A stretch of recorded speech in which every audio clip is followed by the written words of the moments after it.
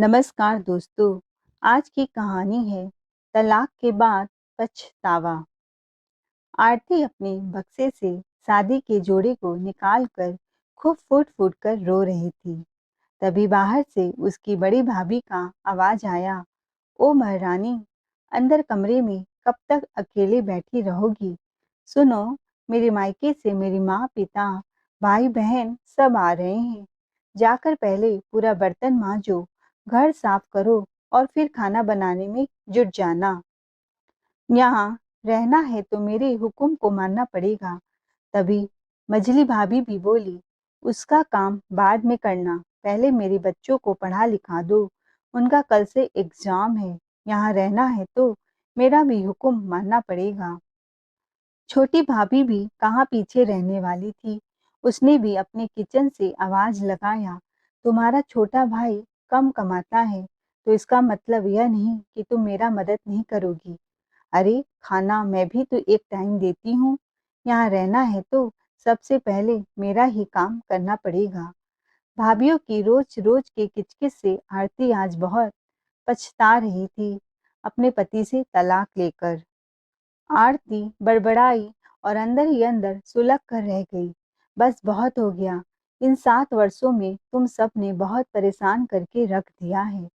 दरअसल आरती को तलाक लिए 7 वर्ष बीत गए थे। वह 7 सालों से अपने भाइयों, भाभीयों के साथ अपने मायके में रहती थी। लेकिन जब भाभीयों का जुल्म दिन-रात बढ़ता जा रहा था, तो एक दिन आधी रात को ही बिना कुछ सोचे विचारे घर से बाहर निकल गई और पहुंच गई वकील के घर और उनका दरवाजा खटखटाने लगी। वकील ने रात के 11 बजे जब अपने दरवाजे पर एक लड़की को खड़ा देखा, तो वह चौंक गए और दरवाजा खोलते ही बोले, "आप कौन? सर, आपने मुझे पहचाना नहीं?" "नहीं, मैंने आपको नहीं पहचाना।" वकील ने कहा।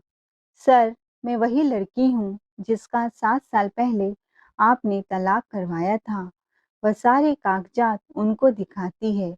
वकील को थोड़ा-थोड़ा याद आता है। कहते हैं, "अच्छा आप, आरती जी, तो अब मैं आपका क्या खिदमत कर सकता हूँ?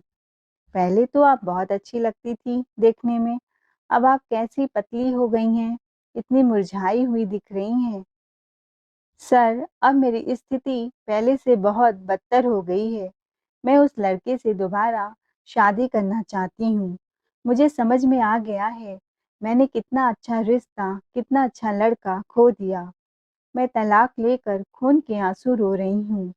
आप मनोज से दोबारा मुझसे शादी की बात कर लीजिए।" वकील ने कहा, "पर आप दोबारा शादी क्यों करना चाहती हैं? वह भी उससे जिससे आप तलाक ले चुकी हैं, जिससे आपका पहले झगड़ा चल रहा था। और मुझे याद है, जहाँ तक मैंने आपको और आपके पति को समझाया था कि आप समझदारी से काम लें, साथ में रहें, मामला बहुत बड़ा नहीं है, छोटी सी बात पर तलाक मत लें। पर आप दोनों माने नहीं, जिद पर अड़े थे। फिर आप आज दोबारा उनसे ही शादी क्यों करना चाहती हैं?" आरती आंसू बहाते हुए बोली, "मेरे माता-पिता इस दुनिया से मुझे अकेला छोड़कर जा चुके हैं। सर, पहले मेरे माँ-बाप जिंदा थे, मुझे सपोर्ट करते थे, मेरे साथ रहते थे, इसीलिए मैंने तलाक ले लिया था। पर अब मेरी स्थिति बेकार हो गई है। मुझे आए दिन अपनी भाभीयों का ताना सुनना पड़ता है कि अपने पति से झगड़कर यहाँ मायके में अपना डेरा डाल दिया है। मुझसे नौकरानियों की तरह काम करवाती हैं।" आगे वकील ने आरती से कहा, "पर आप उस समय बहुत ईगो दिखा रही थी कि आप किसी दूसरे धनवान आदमी से शादी करेंगी, पर मनोज के साथ नहीं रहेंगी। ये अच्छे आदमी नहीं हैं।" तरह-तरह के आरोप लगा रही थी। "तो अब क्या हुआ?" आरती ने सर झुकाकर कहा, "सर जी, मुझे ऐसा कोई रिश्ता नहीं मिला।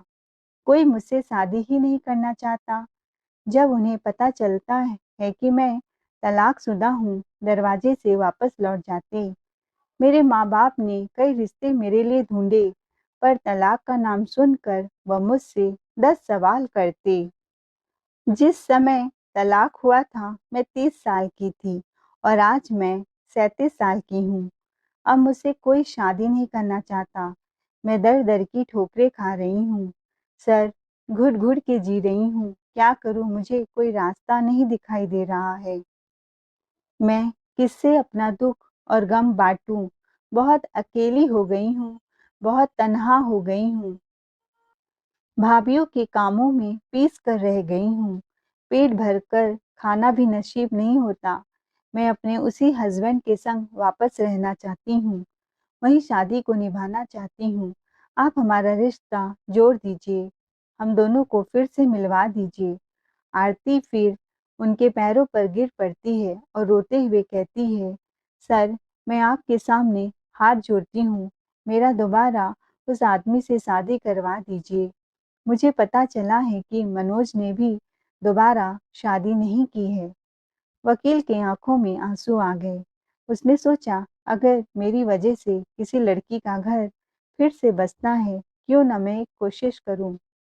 आरती ने कहा, सर, मेरे पास आपको देने के लिए कोई फीस नहीं है।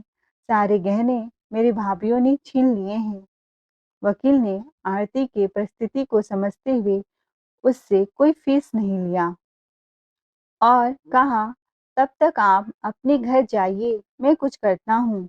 पूरी इंक्वायरी के बाद वकील उसके एक्स हस्बैंड मनोज के घर पहुंचा और उनको अपने ऑफिस में बुलाया। काफी पूछताछ के बाद पता चला कि मनोज ने भी कोई दूसरी शादी नहीं की। वकील ने उनकी बैकग्राउंड जानने की कोशिश की कि 7 साल के तलाक के बाद आपने क्या किया इतने सालों तक। मनोज ने कहा, सर, मैंने दूसरी शादी करने की कोशिश की, पर कोई अपनी लड़की देने को तैयार नहीं है। सबका कहना था, जब यह अपनी पहली पत्नी को ठीक से नहीं रख पाए, तो दूसरी पत्नी को क्या खाक रखेगा? इसलिए मुझसे कोई शादी करने के लिए तैयार नहीं होता था। बहुत बदनाम हो चुका था। आगे मनोज ने कहा, मैंने अपनी पहली पत्नी के साथ कुछ बुरा नहीं किया था, फिर भी मेरे ऊपर एक बहुत बड़ा कलंक लग गया है। उस समय मैं 32 साल का था और अब 40 का होने वाला हूँ। अब कोई रिश्ता आना मेरे लिए मुश्किल है। मेरा पेट भरना भी मुश्किल हो गया है। मेरे माँ-पिता बूढ़े हैं, दिन-रात मुझे उनकी सेवा करना पड़ता है। कभी खाए बिना ही मुझे सोना पड़ता है। मुझे समझ नहीं आता मैं काम पर जाऊँ या माता-पिता की सेवा करूँ। बीवी की अहमियत आज मुझे मुझे पता चल रही है। आगे मेरी लाइफ में क्या होगा भगवान जाने। सर, मैं इसीलिए बहुत दुखी हूँ। मेरे पिता हॉस्पिटल में एडमिट हैं और माँ घर में बीमार है। मुझे समझ नहीं आता कि मैं अकेला माँ को देखूं या पिता को। अस्पताल में दौड़ूं या ऑफिस में ऑफिस में काम करूं या घर में खाना बनाऊं। मैं तो बहुत परेशान हो गया हूँ। मेरे ऊपर दुखों का पहाड़ टूट गया है। मेरी जिंदगी तलाक लेने से तबाह हो गई है। वकील ने कहा, मनोज जी, अगर आपको ऐतराज नहीं है तो मैं आपको एक बात बताना चाहता हूँ। मनोज ने कहा, बताइए सर। जो आपकी पहली तलाकशुदा पत्नी आरती हैं, वह आपसे दोबारा शादी करने के लिए तैयार है। वह आपके साथ आगे अपना जीवन बिताना चाहती हैं।